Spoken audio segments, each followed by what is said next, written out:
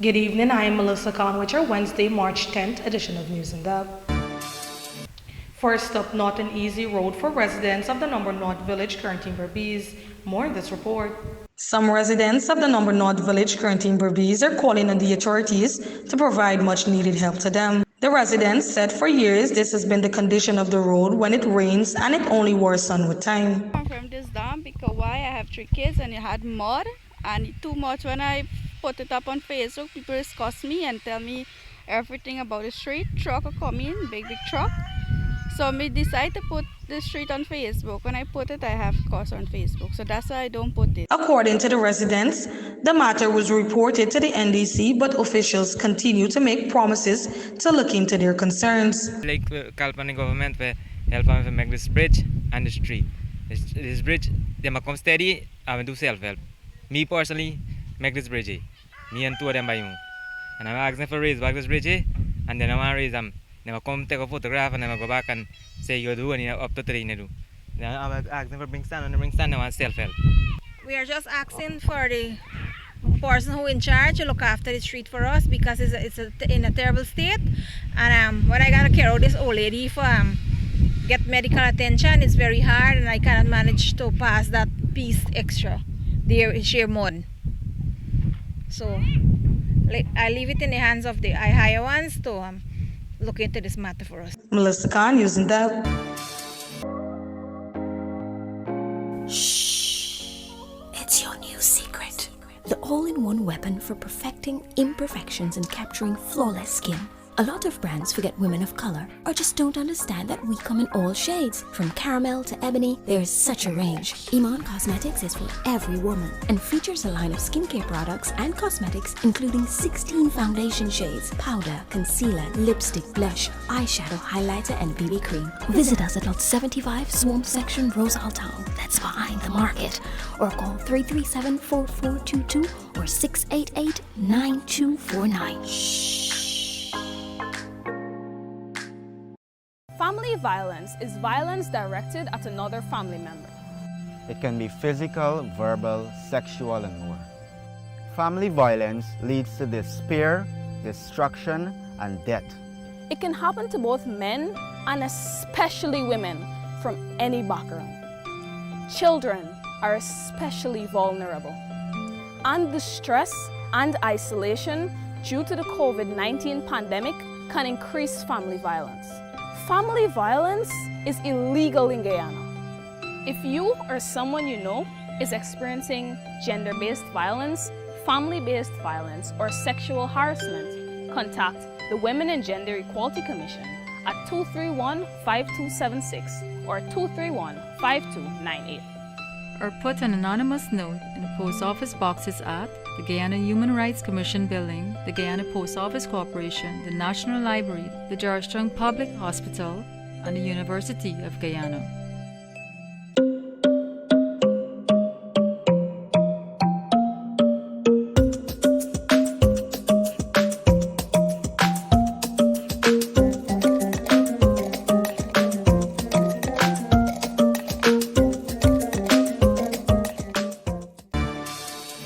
Former head of the Guyana Lands and Survey Commission, Trevor Ben, was invited to the Criminal Investigations Department of the Guyana Police Force today, where he was detained for questioning. This news has understands that Ben was kept in custody on an allegation that he obtained money by false pretense, knowing that the lease he issued does not belong to Lands and Survey Commission and is rather owned by NISIL.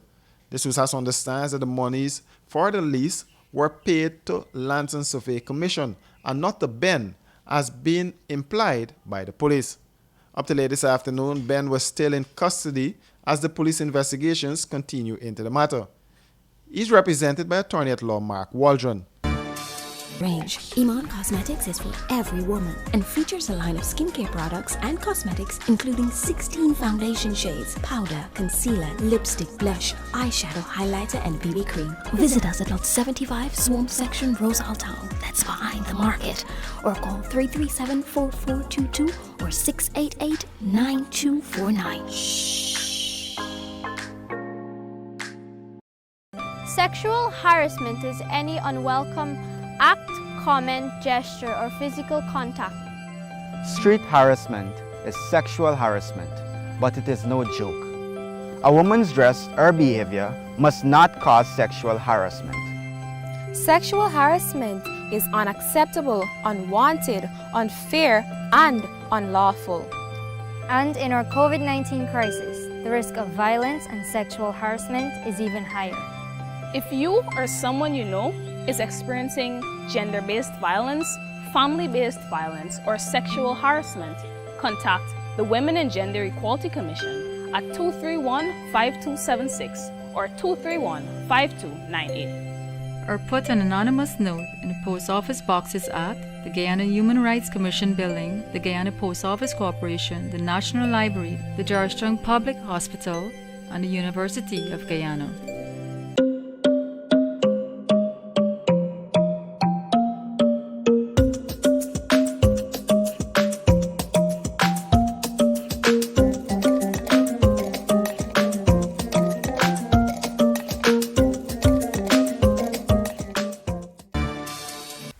And before we go, GTU General Secretary wants to know if schools will be opened in full and what systems are in place.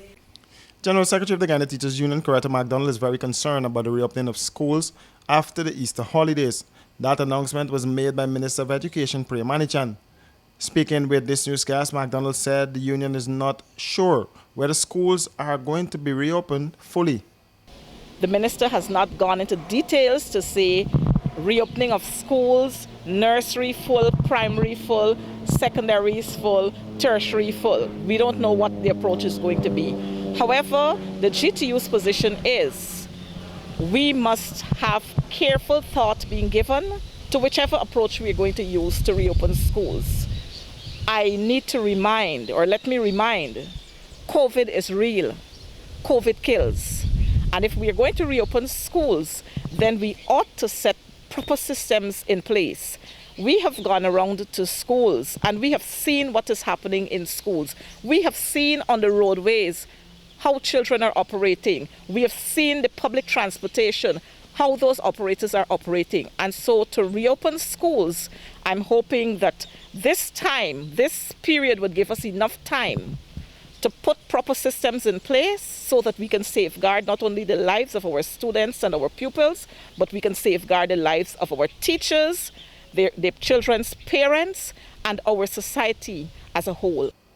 MacDonald said her union is hoping to meet with the Minister of Education to deal with the matter.